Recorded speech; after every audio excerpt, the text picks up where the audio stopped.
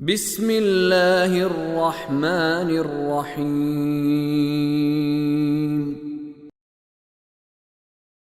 قل هو القادر على أن يبعث عليكم عذابا من فوقكم أو من تحت أرجلكم أو يلبسكم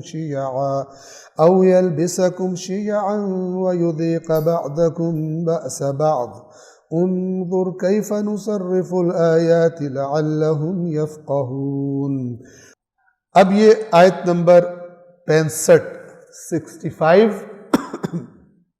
اور اس کے ساتھ ہی 66 بھی، یہ ایک بہت ہی تفصیلی گفتگو طلب آیت ہے، لیکن میں جیسے کل کیا تھا چند دیگر آیات سے اس آیت کو، اس کا معنی ایکسپلین کرنے کی آپ کی خدمت میں کوشش کروں گا جتنی اللہ نے توفیق دی مجھے۔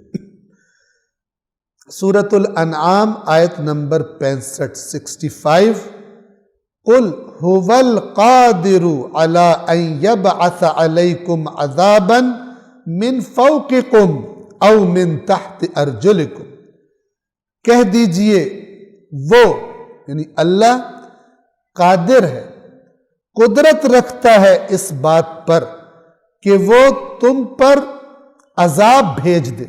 یہاں پر بھی یبعث بعثت کا لفظ ہے، یعنی اٹھا دیں، کسی چیز کو آرام سے تھی اس میں طغیانی برپا کر دینا، اٹھان دے دینا۔ کہہ دیجئے وہ یعنی اللہ اس بات پر قادر ہے کہ تم پر عذاب بھیج دے من فوقکم، تمہارے اوپر سے، یعنی آسمان سے کوئی بجلی گرے، کوئی پتھر برس جائیں جیسے قرآن نے بتایا ہوا، او من تحت ارجلکم، یا تمہارے پیروں کے نیچے سے عذاب بھیج دے، زمین پانی اگل دے، زمین میں زلزلہ آ جائے، زمین تمہیں اپنے اندر دھسا لے، کچھ بھی کر سکتے۔ یہ دو عذاب کی شکلیں، اور عذاب کی تیسری شکل جو ہم پر آئی ہوئی ہے، اور جس عذاب میں ہم مبتلا ہیں اور بہت سارے عقل کے اندھے اس عذاب کو زیادہ کرنے کے لیے دھواں دھار تقریریں کرتے ہیں۔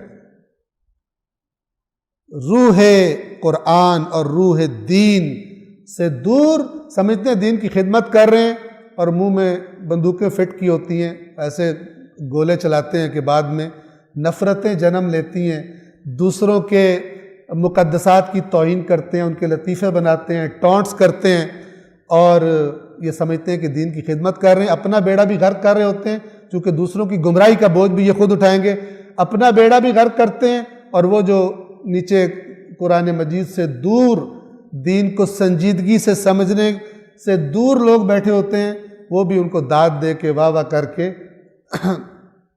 اس دین کے ٹکڑے کرنے میں اور اس امت کو توڑنے میں اپنا اپنا کردار ادا کرتے ہیں۔ تیسری شکل عذاب کی جو نص قرآن ہے، نص قرآن، یہ جب نص بولا جاتا ہے نون صاد اور صاد پہ تشدید، نص لفظ کا عربی زبان میں مطلب یہ ہوتا ہے کہ جس کا معنی بالکل واضح ہے، اس کی کوئی وضاحت کی ضرورت نہیں ہے۔ اب دیکھیے لفظ کے ہیں او تیسری شکل یا، دیکھیں فرمایا تھا وہ قادر تم پر عذاب بھیجے من فوقکم، تمہارے اوپر سے، او یا من تحت ارجلکم، یا تمہارے پاؤں کے نیچے سے یعنی زمین سے آئے، او یا تیسری شکل عذاب کی او یلبسکم شیعا، یا تمہیں گروہ گروہ بنا دے،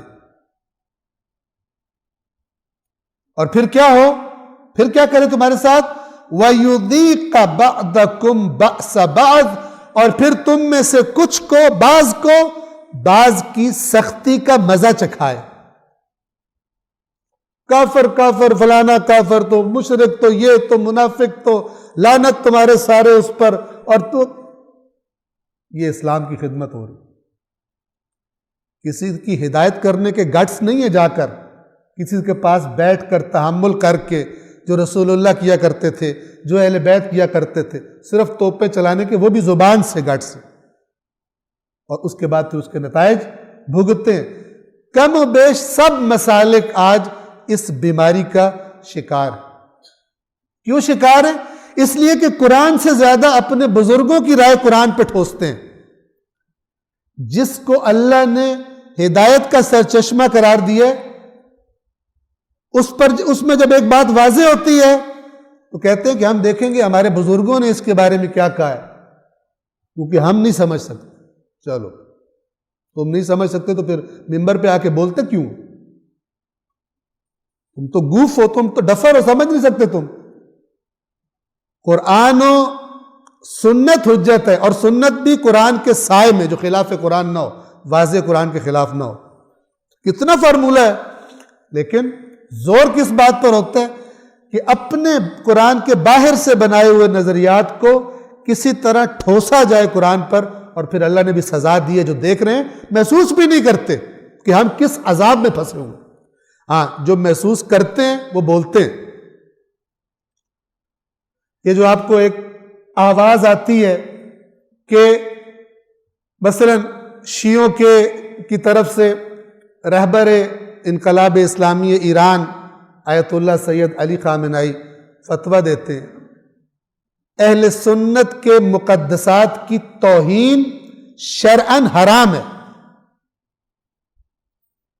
اب یہ اس کے کوئی 70 میننگ بنتے ہیں کہ ہر کوئی اپنی اپنی تفسیر کرے، یعنی اس کی خلاف ورزی کرے ممبر پر آ کر، اور جب کوئی اس سے کہے کہ رہبر نے تو یہ فتویٰ دیا ہے، آیت اللہ سیستانی نے تو یہ کیا ہے، وہ آگے سے کہے مجھے فتویٰ بتاؤ نہیں، مجھ سے پوچھو، کیونکہ 2 نمبری تو کر دیا اس نے۔ اب یا تو کہے میں غلط کر دوں، یہ تو کسی سے کہنا ہوتا نہیں، یہ تو پرابلم ہوتی۔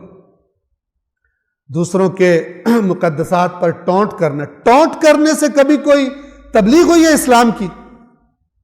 یا ایھا الذین آمنوا لا یسخر قوم من قوم، اے ایمان والو تم میں سے ایک قوم دوسری قوم کا تمسخر نہ کرے۔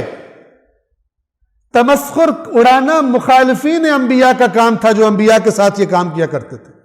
اس سے دین کا بھلا نہیں ہوتا، اس سے صرف اپنے سامنے بیٹھی ہوئی عوام تھوڑی دیر اس کو ٹیسٹ آتا ہے، مزہ آتا ہے، وہ تھوڑا اچھلتے کودتے ہیں اور کہتے ہیں بڑا خطیب جو ہے نا بڑا زبردست بندہ آ گیا، لیکن اس کے نتائج بعد میں بھگتنے پڑتے۔ دوسرے آیت اللہ سید علی حسینی سیستانی، وہ کہہ رہے ہیں اہل سنت ہماری نہ کہو ہمارے بھائی، کہو ہماری جان۔ اس سے زیادہ وہ کیا سمجھائیں؟ لیکن ظاہر ہے کہ جس کی تربیت ہی فتنہ بازی کی ہوئی ہو، وہ 1000 کتاب میں سے وہی ڈھونڈ کے لائے گا جس سے فتنہ بازی کر سکے۔ اتحاد، وحدت، قریب لانا اسلامی مسالک کا، یہ کوئی سیاسی چیز ہے، کوئی دنیاوی چیز ہے؟ بڑا احمق ہے قرآن سے دور جو یہ بات کرتا ہے۔ بعض لوگ یہ بات کرتے ہیں، میں جان بوجھ کے سخت لفظ بولتا ہوں۔ اللہ العلی العظیم۔